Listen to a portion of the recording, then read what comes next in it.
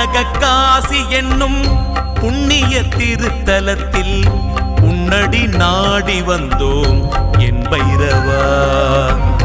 தென்னக காசி எனும் புண்ணிய திருத்தலத்தில் உன்னடி நாடி வந்தோம் என் பைரவா. பண்ணிய பாவமெல்லாம் மண்ணடி மறைந்து போக நின்னருள் புரிய வேண்டும் என் பைரவா. பண்ணிய பாவமெல்லாம் மண்ணடி மறைந்து போக நின்னருள் புரிய வேண்டும் என் பைரவா. நின்னருள் புரிய வேண்டும் என் பைரவா.